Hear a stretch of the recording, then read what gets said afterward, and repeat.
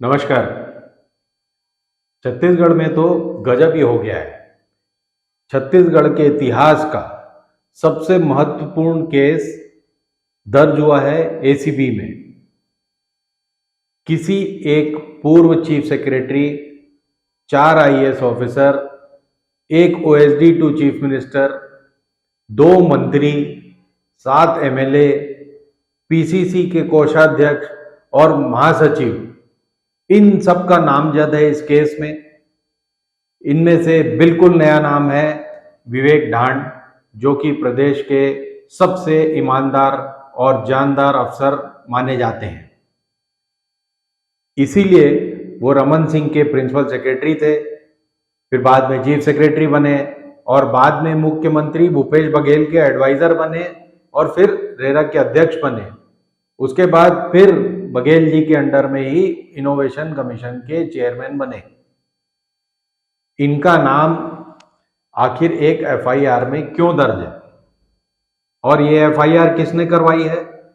ये एफआईआर करवाई है एनफोर्समेंट डायरेक्टरेट यानी ईडी ने हमारे ईओडब्ल्यू में, यानी छत्तीसगढ़ के ईओडब्ल्यू में ये एफआईआर दर्ज करवाई गई है 17 जनवरी को। इसके पहले कि हम इस बात पे जाएं कि एफआईआर ईडी ने दर्ज कराई है और प्रदेश के एंटी करप्शन ब्यूरो में क्यों दर्ज कराई है, जिसे हम ईओडब्ल्यू भी कहते हैं, एसीबी को, वो जो 2 एफआईआर दर्ज हुई हैं वो है 3/2004 और 4/2024। ये एफआईआर 17 जनवरी को दर्ज की गई और 2 मामलों में दर्ज की गई है। एक आपको पता है कि शराब स्कैम और माइनिंग स्कैम, पिछले 2 साल से ये दोनों मुख्य स्कैम हमारे सारे प्रदेश में ईडी के जांच के दायरे में रहे हैं। कुल 105 लोगों के, यानी जो अभियुक्त हैं, उनके नाम दर्ज किए गए हैं।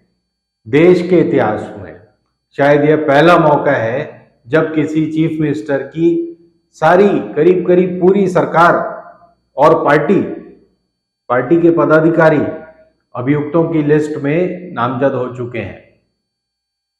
उनके नाम आप यहां पर पढ़ सकते हैं या बहुतेरे वेबसाइट्स पर उपलब्ध हैं। पता नहीं लोकल प्रेस इसके बारे में अभी तक शांत क्यों है। कुल 35 लोगों के नाम कोल स्कैम में नामजद हैं। उनमें से प्रमुख हैं IAS Ranu Sahu, OSD Saumya Chaurasia, IAS Sameer Bishnoi, Suryakant Tiwari, और एमएलए हैं शिशुपाल सोढ़ी, देवेंद्र यादव, अमरजीत भगत, बृहस्पति सिंह, चंद्रदेव राय और गुलाब कामरो। इनमें से अमरजीत भगत मंत्री भी रह चुके हैं। शराब स्कैम में नामजद हैं आईएएस में से हैं विवेक ढांड, अनिल टुटेजा, मंत्री हैं श्री कवासी लखमा और टुटेजा के पुत्र यश टुटेजा, ढेबर ब्रदर्स अनवर और अख्तर और विजय भाटिया, जो कि बघेल जी के पुराने मित्र, सबसे पुराने मित्रों में गिने जाते हैं। आगे बढ़ने से पहले आपको यह बता दें कि सुप्रीम कोर्ट ने शराब स्कैम में कुछ टेक्निकल कारणों से ईडी को निर्देशित किया था कि वह इस केस पे आगे ना बढ़े और इस पर स्टे दिया हुआ था। यह टेक्निकल कारण क्या है? ईडी ने शराब घोटाले मामले में कोई भी प्रेडिकेट ऑफेंस बिना दर्ज किए, या कोई भी प्रेडिकेट ऑफेंस किसी भी थाने में कोई भी ऑफेंस दर्ज नहीं था जिसके आधार पर पीएमएलए लागू होता है, उसके बिना ही उन्होंने जांच शुरू कर दी थी और चार्जशीट पेश कर दी थी। तो उसके बिना पर जो शराब स्कैम में जो लोग हैं उनको बेल मिल गई थी। हालांकि कोल स्कैम में यह मामला या यह स्टे लागू नहीं होता है।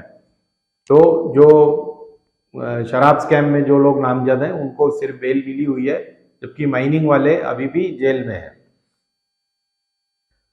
अपनी जांच के दौरान ईडी को ढेरों ऐसे सबूत मिले कि इन सारे अभियुक्तों ने आय से अधिक संपत्ति जमा कर रखी है। तो ईडी ने ये सारे मामले और सारे सबूत ईओडब्ल्यू में एफआईआर में दर्ज करवा दिए हैं। ईओडब्ल्यू का काम क्या है?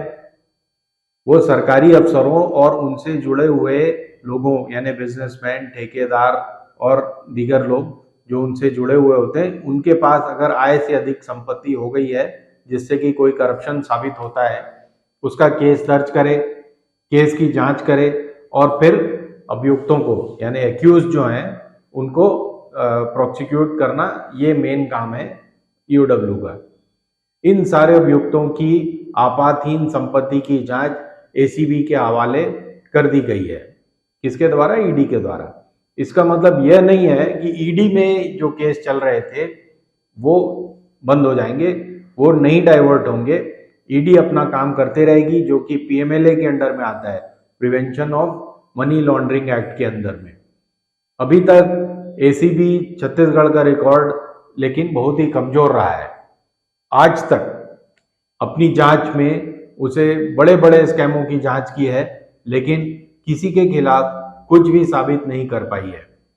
चाहे वो नान घोटाला हो, 8-10 साल से चला, चाहे राशन घोटाला हो, वो भी 8-10 साल चला और अभी भी टंडे बस्ते में पड़ा हुआ है। तो हम क्या उम्मीद कर सकते हैं कि आने वाले दिनों में एसीबी कुछ भी साबित कर पाएगी। श्री भूपेश बघेल जी का कहना है कि ये सब लोकसभा चुनाव के मद्देनजर किया जा रहा है। जब ये नाम आया है, इससे पता चलता है कि विष्णुदेव साय जी इतने छोटे सोच के हैं। ये स्पष्ट है, बदनाम करने का षड्यंत्र तो शुरू से चला आ रहा है, चाहे आईटी के माध्यम से हो, चाहे ईडी के माध्यम से हो, चाहे वो डीआरआई के माध्यम से हो।